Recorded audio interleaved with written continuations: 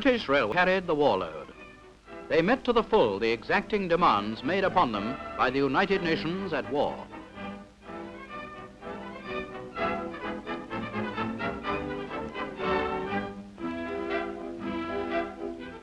Railways entered the war at the peak of their efficiency. During the years before the war, they spent over £450 million on new works and improvements, a gigantic program resolutely carried through in the face of acute world depression in trade. Improvements were made to track, to signalling appliances, and to communications. Bigger and better engines were designed, locomotive depots were modernized and supplied with the most modern equipment. Turntables that work themselves, giant coaling plants that fill an engine tender in a few minutes.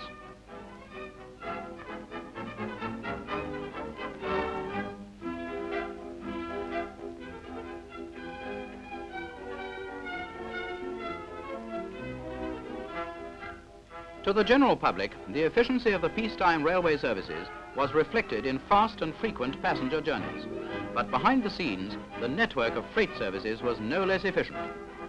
For the last 100 years, railway freight services have formed the backbone of Britain's trade and industry.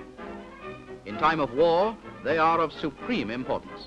Here again, improvements effected during the immediate post-war years enabled the railways, with their numerous depots and vast marshalling yards, to carry an ever-increasing load, munitions, guns and tanks, and to keep the factories that produce them supplied with fuel and raw materials.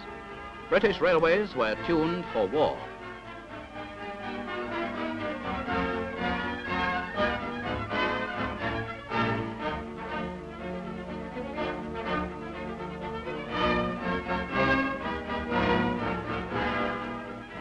If the railways were ready for war, British railwaymen were ready too.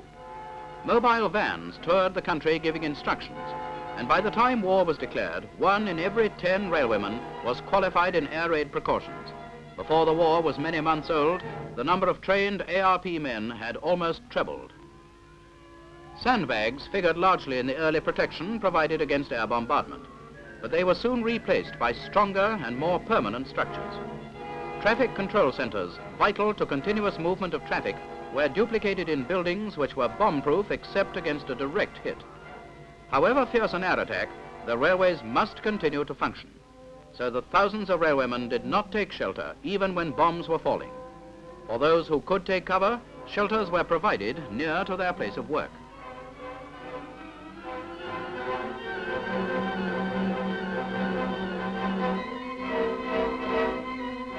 The blackout, with its retarding effect on operations, was the railway's ever-present enemy. Whitewash, liberally used, helped passengers and the staff to carry on. The whole system of railway lighting, in stations and depots, on signals and trains, had to be altered to meet the blackout regulations. After dark, screens prevented glare from the engine footplate, and from darkened stations, the trains ran through the dark countryside.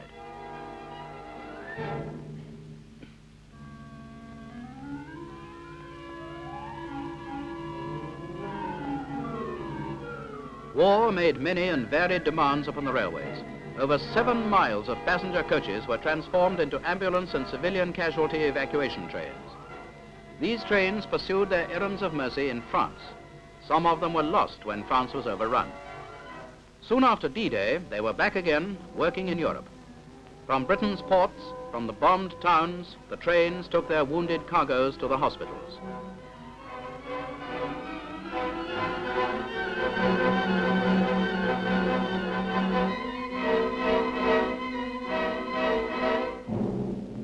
Railway hotels, as well as trains, were taken over for war purposes. Several were converted into hospitals. Here, at Gleneagles Hotel, where travelers from all over the world used to foregather, the sick and wounded were brought back to health.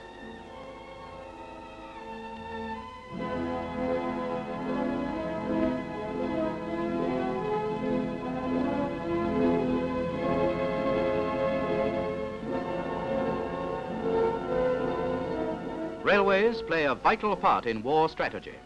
When danger threatens, they must be guarded. At first, units of the regular forces provided this protection. But later, the job was undertaken by the Home Guard. Night after night, summer and winter, fair weather or foul, the men of the railway home guard units were on duty.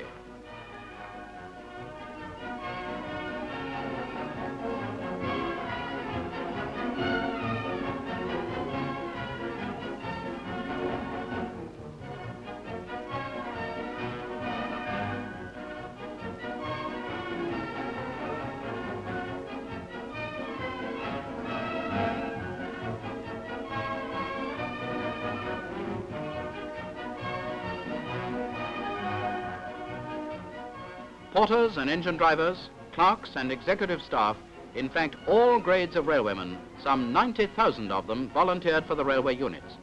In off-duty hours, the men trained in the arts of modern warfare until an efficient army stood ready to go into action had the necessity arisen.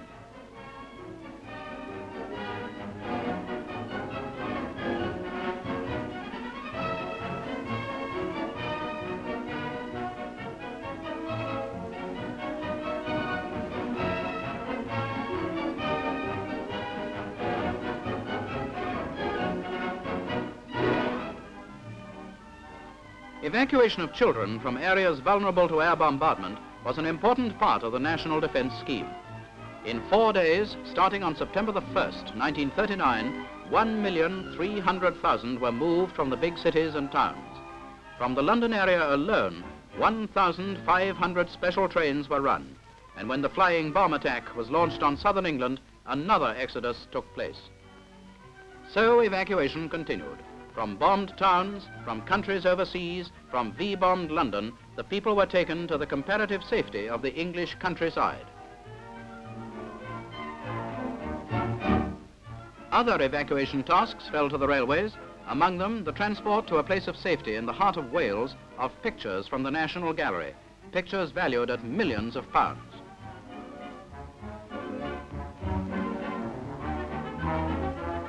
For the first 6 months of war, it seemed that all these precautions would be in vain.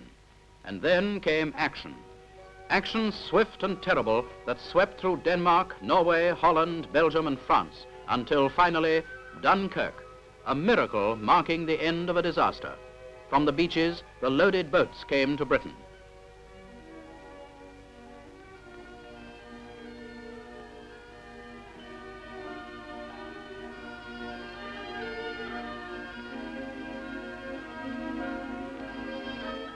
From the ports, trains took the battle-weary men to the dispersal points. Besides Britain's soldiers, men there were from all the European countries, but Frenchmen predominated. At the shortest possible notice, special trains were hurriedly assembled, and in the space of 8 days, 620 specials were run from 7 ports in the southeast of England. 2,000 coaches were formed into a pool from which the trains were made as and when they were required. At the busiest time, 100 special trains were operated in 24 hours.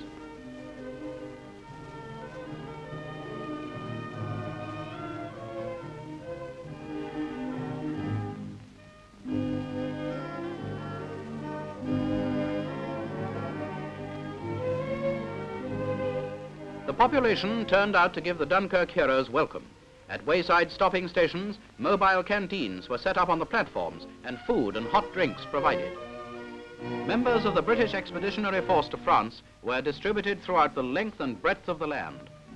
Rested, regrouped and re-equipped, these were the men who formed the nucleus of the greater army of Britain, then in the making, that later was to storm its way into the heart of Nazi Germany.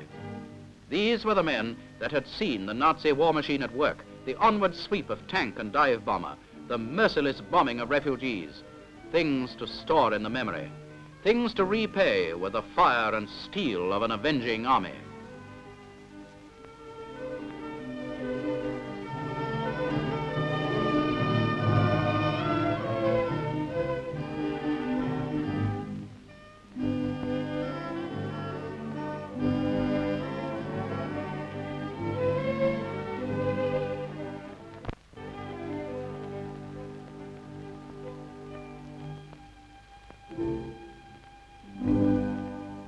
Women played a most important part in the wartime activities of the railways.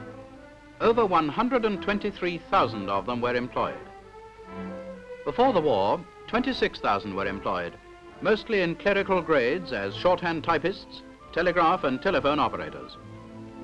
During the war, their activities spread to many other spheres of manual and non-manual work, heavy and light, dirty and not so dirty. The jobs they did were too numerous to show in detail. They carried your luggage, they moved your mail, announced your train over loudspeakers. That well-kept horse which drew the railway cart bringing goods to your door was probably driven by a woman and groomed by one. They issued and collected your ticket, collected, sorted, loaded and delivered your parcels. Women helped in the maintenance of locomotives and rolling stock. They worked on the permanent way. A railway depot making concrete sleepers was staffed entirely by women. There were architects and draftswomen, gas fitters, passenger train guards and motor van drivers, ticket printers, signal women. This female army was drawn from every walk of life: tailoresses, shop girls, housewives, umbrella makers, waitresses and mineral water bottlers. One woman used to be a cowpuncher on the Mexican prairies. Another was a rubber planter in Malaya and became a motor tire inspector. Yet another was a manageress of a famous London restaurant, but became a porter and general factotum at a small country station. There were mothers, grandmothers and great-grandmothers engaged in wartime duties on the railway. There was a signal woman 18 years old and a goods porter, great-grandmother of 66. There was a small army of women painters, old and young, and women crane drivers swung heavy loads with mechanical precision. Like their sisters in other industries, many railway women had husbands in the forces and homes and children to care for. Work did not finish at shift's end, but despite their domestic responsibilities, they carried on their wartime jobs with a fine determination, knowing that on them depended the turning of many wheels. Wheels of wagons and locomotives rolling over the iron road, bearing 1,001 necessities for the home and fighting fronts. During the war, some of the worst weather within living memory was experienced. In 1940, over 1,500 miles of line were blocked by snow. Scores of trains were snowed up, water troughs became solid blocks of ice, points became immovable, and hundreds of miles of telephone wires were brought down. 300 snowplows were used, and troops helped railwaymen to clear the lines. By superhuman efforts, Britain's war traffics were kept moving.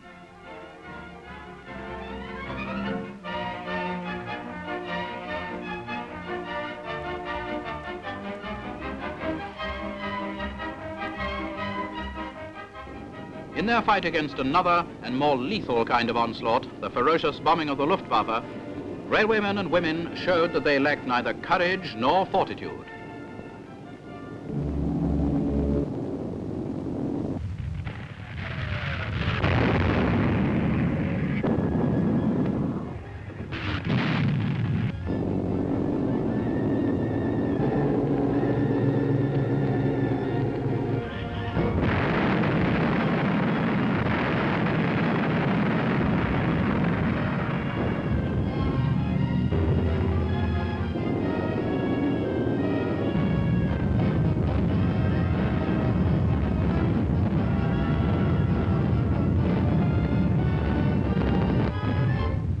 News paragraphs, official publications and books have been written about the day and night bombing of Britain by the ruthless German Air Force, but little has been told of the thousands of railwaymen for whom there was no imminent danger signal.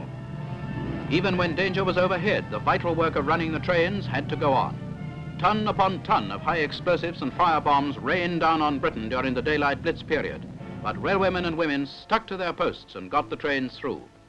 Day bombing proved too costly to the Luftwaffe during the Battle of Britain, and the switch over to night attacks by waves of German planes on our towns and cities was one which tested to the full the morale of the British public. Buildings were razed to the ground by landmines, incendiaries by the thousands set fire to property.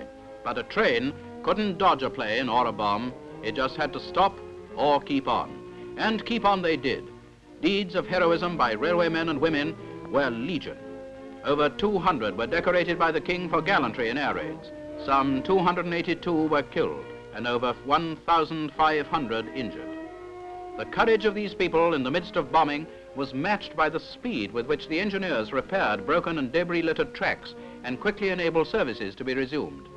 Traveling cranes were kept constantly under steam, heavy timbers and other materials were held in readiness for immediate dispatch to repair damage to bridges. Generally, the most extensive bomb damage to the track was repaired within 12 hours.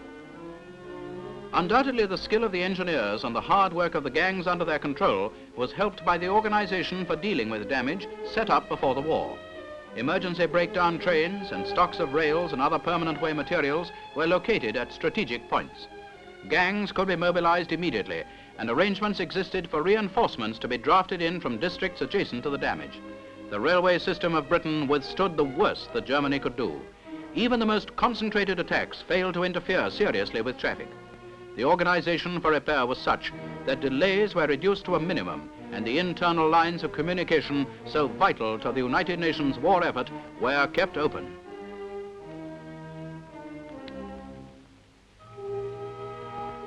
The work of reorganization and re-equipment went on apace. The country was stirred to all-out effort in producing the machines of war. The new army in the making made urgent and imperative demands on railway transport. The number of troop specials increased enormously, and well over 1,000 a week were run. Many of them were arranged at the shortest notice, taking priority over all other kinds of trains.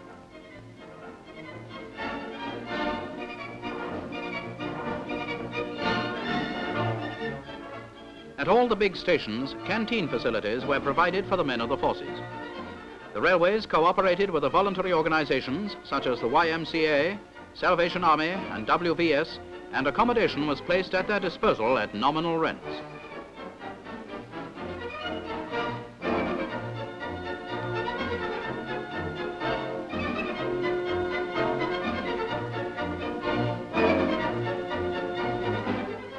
The railway transport officer was the link between the services and the railway companies for the movement of men travelling by ordinary trains. There was an RTO at all the principal stations. He provided information and advice on the travel worries of the men of the forces, reserved accommodation for them when they travelled in parties, and generally looked after their travel welfare. In days of mechanization, there hardly seems a place for the humble mule. But he did find a place in this mountain battery, which, with his aid, could get to places inaccessible to anything on wheels.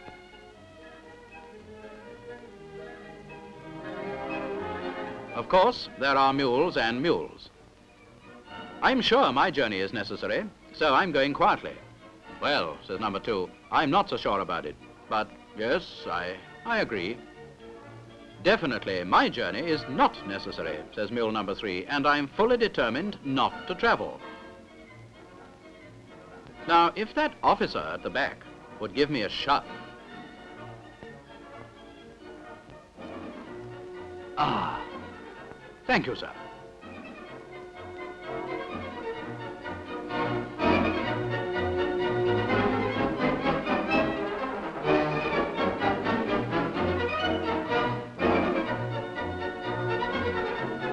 Throughout the war, there was a constant movement of troops through Britain's ports for overseas destinations. British railways are large ship owners, so that often troops went overseas or returned to this country on leave in railway steamers. Indeed, many of the ships of the railway's cross-channel fleets were on war work. They served as mine layers, as mine sweepers, as anti-aircraft ships, as commando ships, and as hospital ships. Several of them were sunk by enemy action. As the months passed, the weapons of war poured from Britain's factories in an ever-increasing stream. The convoys, too, brought over bigger and bigger loads from America and Canada. Britain became the arsenal of the United Nations European front. The major burden of providing transport for this gigantic war load fell on British railways.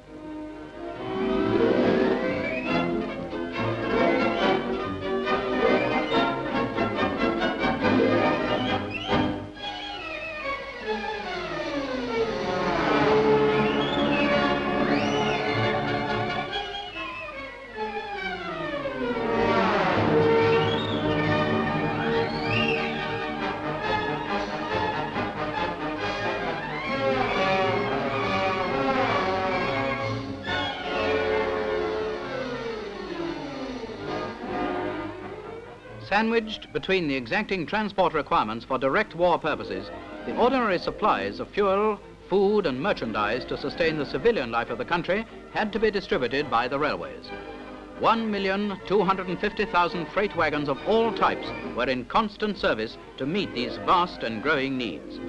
Fleets of specialized wagons, developed by the railways in peacetime and totaling some 50,000 vehicles, proved invaluable in moving the war traffics.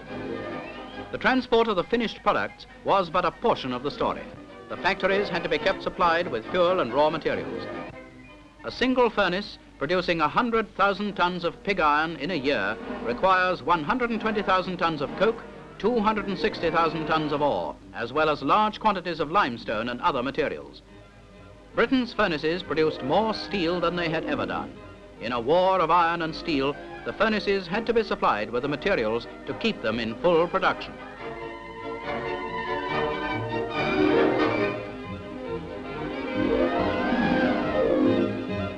Guns, shells, bombs and tanks got bigger and better.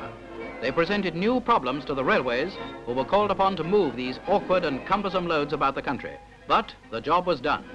Many ingenious methods were devised to overcome transport problems.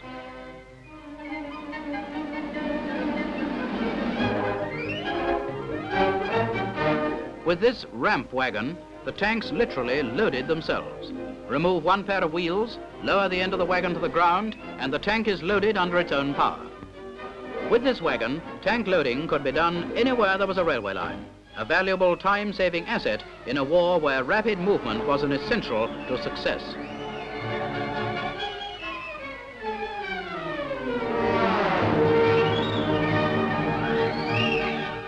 The total resources of the vast organization of British Railways in both staff and equipment were harnessed to the task of prosecuting total war. The tanks, the guns, the mines, the bombs, and the men who fight them, these typify to the public a nation at war. And indeed the ever-increasing production of factories crowded the railway tracks with these vital cargoes. But these were only the spearhead of modern war. And behind the spearhead were the 1,001 items of stores necessary to sustain the forces in the field.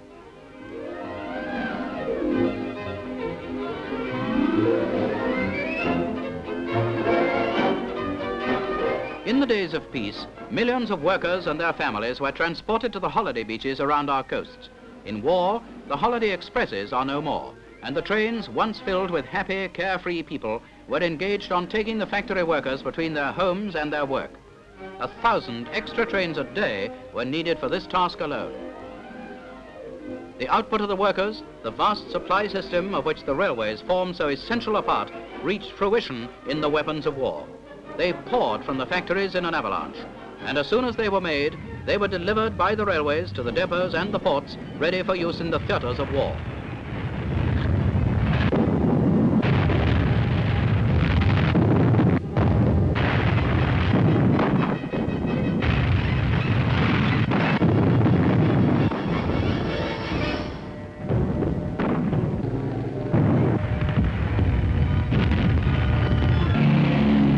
These were the tools, the tanks, the guns, and the ships, and these the men who used them, the sailors, the soldiers, and the airmen, in the hot arid desert, in the high altitudes of the upper air, and in every part of the seven seas. They fought wherever the fight took them, knowing that behind them was the organization of supply, which played such a vital part in paving the way to victory.